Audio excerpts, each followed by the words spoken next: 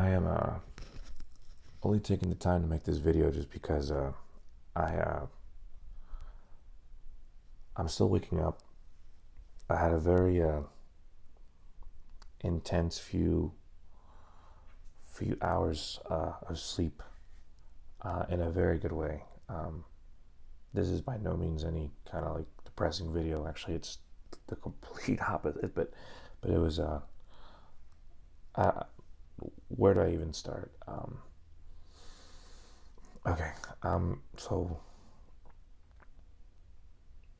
a lot of you already know that I've been like spending quite a bit of time, a significant amount of hours diving deep into Jungian theory. I first started with Jung's books, and now I've been reading some of Jung's disciples. This past couple of months, I bought a few books by some of his disciples.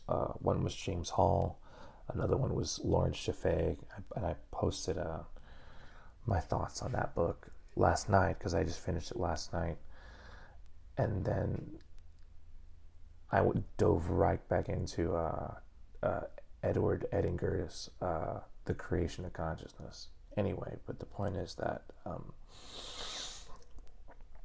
so as I read this stuff, it allows me to really pay very deep, close attention to my dreams. I've been doing that for quite some time, but you know, I don't always necessarily get the most vivid dreams. It depends. I mean, there's a lot of factors that contribute to that. One of the bigger factors that it contributes to is alcohol. Depending on how much alcohol a person consumes is going to affect one's memory of dreams. Anyway, so to get into the whole point of my story, so last night, my mind's, as usual, it's racing, it's bouncing back and forth, considering where I'm at right now and sort of the crossroads that I'm facing at the moment. But anyway, so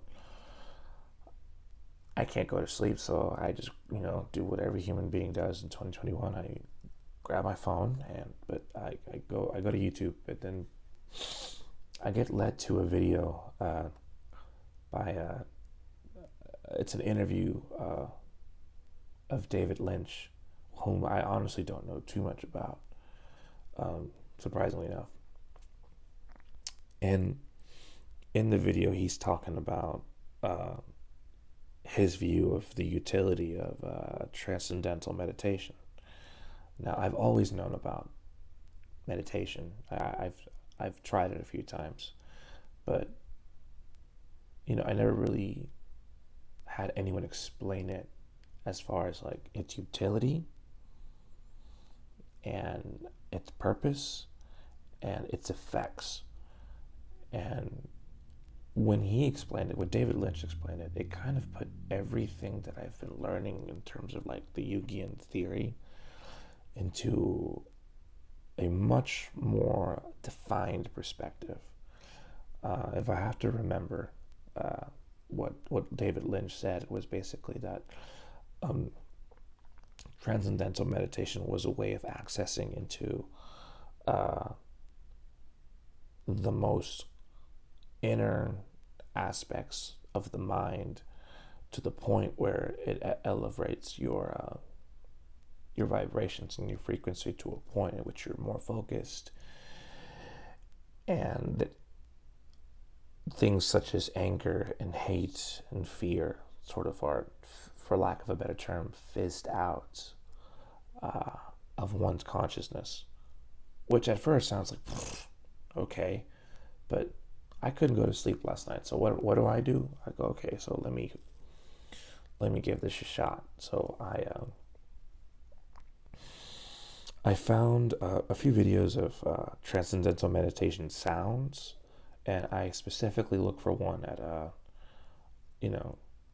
because I've been studying about frequencies and stuff. And a few weeks ago, I looked up the difference between music that is reproduced at 440 hertz, which is the current A tuning standard, versus 432. So I looked at one that would, you know, emit a frequency at 432 hertz, and it was a basic video of just a bell with an Om chant. And, you know, having put everything that I learned in David Lynch's video, I kept that in mind, and I sat down on my bed, and I meditated once more, which I hadn't done in a long time. I'd say it's been a year or two, and I just went with it. And I lasted in that meditation state for about, when I was done, the video was at like 25 minutes. So it was almost half an hour. And that was around 2 in the morning, I think. So I was like, okay, I'm done. I'm going to sleep. Which leads to my point. So lately, my dreams have been getting much more vivid, but this night in particular, they were unusually vivid. Like, they were ridiculously vivid. I wouldn't necessarily call them lucid, because I didn't know I was dreaming in the dream, but they were so vivid to the point where I really remembered like a lot of details. The first dream was a dream of me being in a really large dark room, and suddenly in this large dark room, a gigantic manta ray swam so close to me, that, or floated rather, because I wasn't necessarily underwater, but a manta ray, a huge manta ray, floated so close to me that it felt like it was going to eat me, and its enormity was so frightening that I panicked, and I woke up, and then I wrote it down on my notes, and I even posted it on social media, just for the sake of like making that dent, just to put it out in the ether. And I had to take like 5-10 minutes to calm down, just because it was a very frightening feeling. I was like, what the hell? So I went back to sleep. That must have been close to 4 to 5 in the morning. I go back to sleep, and then about not even a couple hours later, I wake up because I had just dreamt that I was in some high-tech transportation train. And I remember being next to the people that I was next to. I remember seeing the train move. It was like a bullet train.